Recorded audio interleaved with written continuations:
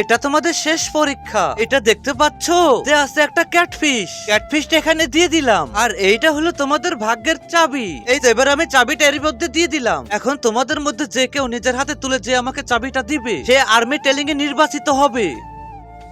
ঠিক আছে স্যার, প্রথমে আমি চেষ্টা করছি। উফ, এটা কি হলো? ক্যাটফিশটা আমাকে কামড় দিয়ে দিল। স্যার এই ক্যাটফিশটা আমাকে কাটা দিয়ে দিয়েছে। আমি এই কাজটা শেষ করতে পারবো না স্যার। পরবর্তী জন চলে আসো। জি স্যার, আমি এখনই আসতেছি।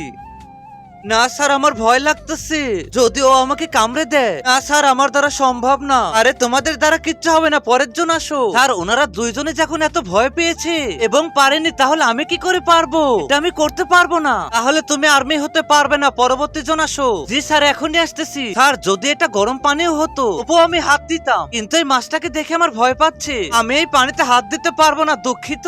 দয়া করে আমাকে ক্ষমা করবেন।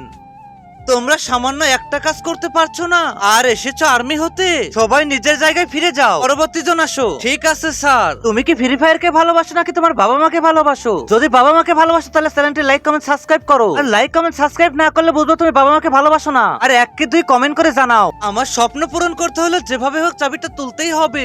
স্যার এই নিন আপনার চাবি। আরে চমৎকার, তুমি এই কাজটি সম্পন্ন করতে পেরেছো। তাই আর্মিতে আমি তোমাকে নির্বাচন করছি। ধন্যবাদ স্যার আপনাকে।